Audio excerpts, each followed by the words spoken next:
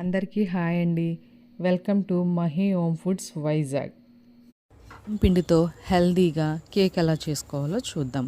ముందుగా ప్రీహీట్ కోసం స్టవ్ మీద ఒక గిన్నె పెట్టుకొని, గిన్నెలో స్టాండ్ పెట్టుకొని మూత పెట్టుకొని ప్రీహీట్ చేసుకోవాలి. అలాగే కేక్ మౌల్డ్కి ఆయిల్ రాసుకొని గ్రీస్ చేసుకొని ఆయిల్తోని బటర్ పేపర్ వేసుకొని పక్కన పెట్టుకోవాలి. ఒకవేళ మన దగ్గర కేక్ మౌల్డ్ లేకపోతే స్టీల్ బాక్స్ ఏదైనా ఉంటే చూసుకొని దాన్ని గ్రీస్ చేసుకొని బటర్ పేపర్ వేసుకొని పక్కన పెట్టుకోవాలి.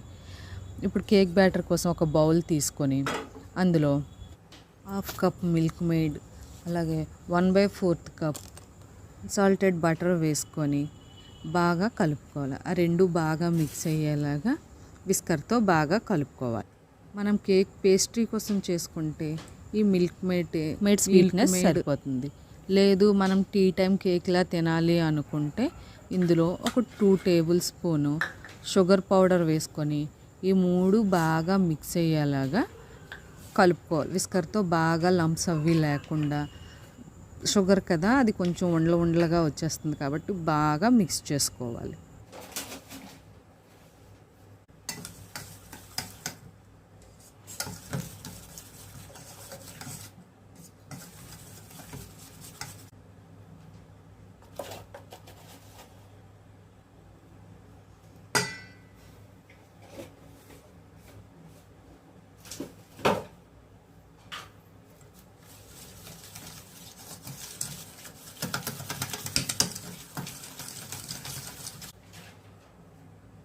లిడ్ తీసుకొని డ్రై ఇంగ్రీడియంట్స్ అంటే 1/2 కప్ గోధుమ పిండి, 1/2 teaspoon baking powder, 1/4 teaspoon baking soda, ఈ మూడు వేసుకొని బాగా జల్లించేసుకొని అందులో వేసుకొని కలిపేసి బాగా మిక్స్ చేసుకోవాలి.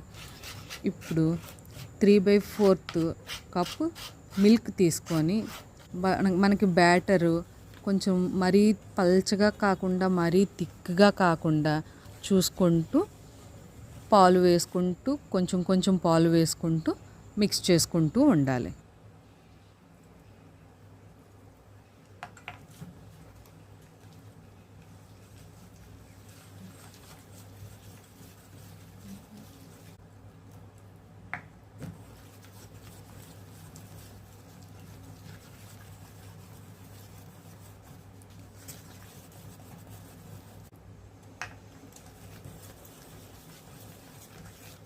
Half teaspoon vanilla essence అయినా తీసుకోవచ్చు, లేదంటే 1/4 teaspoon vanilla essence, 1/4 teaspoon pineapple essence రెండు కలిపైనా తీసుకోవచ్చు.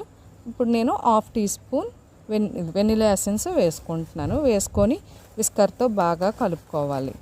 తర్వాత లేదంటే ప్యాచులాతోని కట్ అండ్ ఫోల్డ్ మెథడ్లోని ఒక 2 మినిట్స్ కలుపుకోవాలి. మరి ఎక్కువగా కలుపుకోకూడదు. ఈ బ్యాటర్లోకి మన దగ్గర డ్రై ఫ్రూట్స్ ఉంటే డ్రై ఫ్రూట్స్ వేసుకోవచ్చు, లేదంటే tutti frutti red colour green colour ఉంటాయి కదా అవైనా మనం వేసుకోవచ్చు. నా దగ్గర గ్రీన్ కలర్ ఉన్నాయి, నేను అవే వేసుకొని మళ్ళీ మిక్స్ కట్ అండ్ ఫోల్డ్ మెథడ్లోని ప్యాచులతోని మిక్స్ చేసుకుంటున్నాను. ఇప్పుడు ఈ మిక్స్ చేసుకున్న బ్యాటర్ మొత్తాన్ని మనం ముందుగా గ్రీస్ చేసుకొని పెట్టుకున్నాం కదా కేక్ మౌల్డ్, అందులోని వేసుకొని ప్యాచులతోని ఈవెన్గా మొత్తం మౌల్డ్ మొత్తం బాగా పరుచుకోవాలి.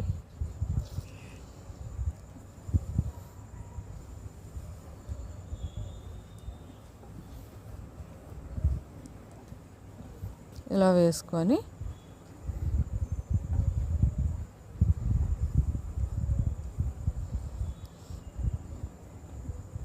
ప్యాచులతోని మొత్తం ఆ మౌల్డ్ అంతా ఈవెన్గా పరుచుకొని మనం పైన టాపింగ్ కోసం కొంచెం టూటీ ఫ్రూట్ ఉంటాయి కదా అవి మైదా పిండిలో కానీ గోధుమ పిండిలో కానీ కొంచెం డస్ట్ చేసుకొని అలా పైన వేసుకున్నామంటే అవి అలాగా కిందకి వెళ్ళిపోకుండా కేక్ బేక్ అయిన తర్వాత కూడా అలాగా పైనే ఉంటాయి. మనకి కేక్ కూడా కలర్ఫుల్గా కనిపిస్తుంది అన్నమాట.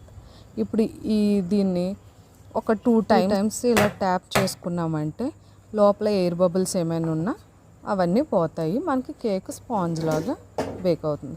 ఇప్పుడు దీన్ని తీసుకెళ్ళి ప్రీహీట్ చేసుకున్న గిన్నెలో పెట్టేసుకొని మూత పెట్టేసుకొని దాని మీద వెయిట్ పెట్టామంటే లోపల ఉన్న హీటు కొంచెం అటు ఈ కన్నాల ద్వారా బయటకు రాకుండా అలాగా లోపలే ఉంటుంది.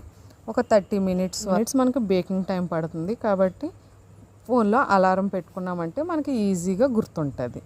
సో 30 మినిట్స్ అలారం పెట్టుకోండి. తర్వాత వచ్చి ఆ కేక్ మనం దగ్గర టూత్ పిక్స్ ఉంటాయి కదా, దాన్ని ఈ కేక్ లోపలికి గుచ్చారు అంటే అది క్లీన్గా వచ్చిందనుకో మనకి బేక్ అయిపోయినట్లే. లేదు అంటే ఇంకో 5 మినిట్స్ అలా ఉంచండి. ఆ తర్వాత నాకు అయితే ఇక్కడ కేక్ బేక్ అయిపోయింది. తీసేసి కొంచెం చల్లారినంత వరకు అలా పక్కన పెట్టుకున్నాను.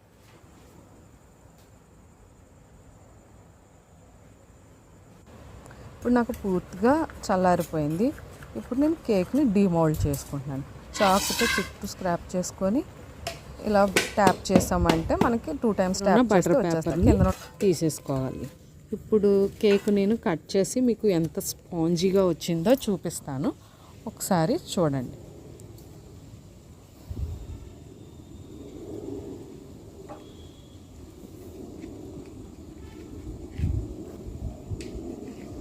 చూడండి, నేను ఇలా నొక్కిన తర్వాత మళ్ళీ అది దాని ప్లేస్లోకి వెళ్ళిపోతుంది. సో దీన్ని బట్టి మీకు ఎంత స్పాంజీగా వచ్చిందో చూస్తేనే తెలుస్తుంది. చూడడమే కాదు, మీ ఇంట్లో మీరు బేక్ చేయండి, తిన్న వాళ్ళందరూ చాలా బాగుందంటారు. మీరు ఈ వీడియో చూసినందుకు చాలా థ్యాంక్స్. ఇంకా మంచి మంచి వీడియోస్ కోసం లైక్ చేయండి, షేర్ చేయండి, సబ్స్క్రైబ్ చేసుకోండి. Thank you so much. Bye bye.